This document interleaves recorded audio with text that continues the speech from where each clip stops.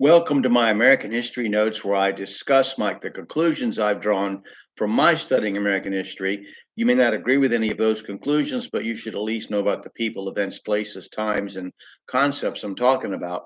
I hope you'll study and come to your own conclusions. Use historians who use primary sources, such as letters, journals, laws, newspaper accounts, things that people of the time would have seen, um, and use those as your foundation, and then look at conclusions drawn and to see what's likely. You should know about these rather than what somebody said about history, some historical writer or journalist or political pundit. You need to study yourself. So let's just jump right into it. Martin Van Buren was the eighth president of the United States and the carefully chosen heir of Andrew Jackson.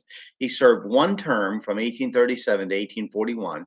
He was a markedly different man than his predecessor. As a politician from New York, he was nicknamed, quote, the magician because of his skill at behind the scenes maneuvering. He had been a lawyer, a member of the New York State Senate, Attorney General of New York, a U.S. Senator from New York, Governor of New York, Secretary of State for Jackson, U.S. Minister to England, and Vice President. His fundamental weakness as a president was his inability to work his magic on the public to get support for his policies like Jackson had done. Van Buren suffered, as did the country, the first American economic depression in 1837, and it ruined his popularity, although, like Hoover later, he could not really be held responsible for it. He declared in his inauguration that he intended to carry on President Jackson's work and declared America a country with prosperity found nowhere else. 2 months later, the Panic of 1837 suspended the payment of gold and silver for paper money. I'm going to talk about American financial history more carefully later on, but Van Buren called a special session of Congress and asked that an independent treasury system be established so that the government could retain the control of money collected in taxes rather than deposit it in private banks. He also proposed that the government begin issuing paper money in the form of treasury notes.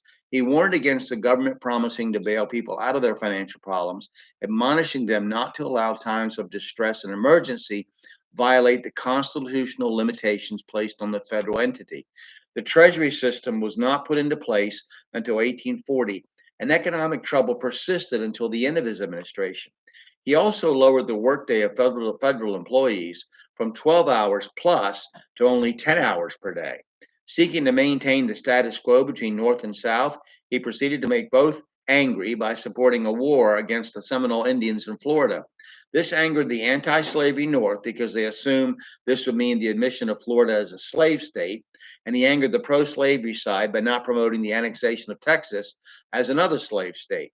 He managed to avoid a full scale war with Britain and Canada after some fighting along the Canadian border. After the election of 1824, the Democratic Republican Party had split into Democrats and Whigs. Although nominated for his reelection by the Democratic Party, a party that owed its tremendous popularity to Jackson, he was opposed by the Whig Party, whose nominee was William Henry Harrison. The Whigs called him Martin Van Ruin in their campaign. In addition to all of his economic troubles, Van Buren was criticized for bringing hot water to the White House. He lost the election to another former military leader, Harrison. In his final State of the Union message, he let people know that a U.S. Navy expedition had, quote, rediscovered is more correct, but that's a different story for a different time. Look at the Piri Reis map for alternate possibilities, which may or may not be true. That we had discovered Antarctica and that two U.S. warships were stationed off the coast of Africa to intercept American ships engaged in the slave trade, as the owning of slaves was legal, but the obtaining of them from Africa anymore was not. He also let people know that he had not left the country in debt, but with a $15 million surplus. And he defended his refusal to spend money on public works to relieve the Depression on the grounds that it was unconstitutional, a sentiment which a later president, Franklin Roosevelt, would disagree. Van Buren hoped to run again in 1844, but his agreement with Henry Clay to rule out the annexation of Texas lost him Jackson's support, who then threw his weight behind James K. Polk. Van Buren tried again in 1848, but didn't gain a single electoral vote. He died at his estate, Lindenwold, at Kinderhook, New York, in 1862 at the age of 79. The Northwest Territory, also known as Illinois Territory, became the state of Illinois in 1818. Alabama Territory became the state of Alabama in 1819. Maine joined in 1820. Missouri Territory became Missouri in 1821. Arkansas was admitted in 1836 and Michigan in 1837. Now, we're going to talk about Mormonism, which is significant next to start with. And I thank you for watching and listening, and I hope you'll study American history.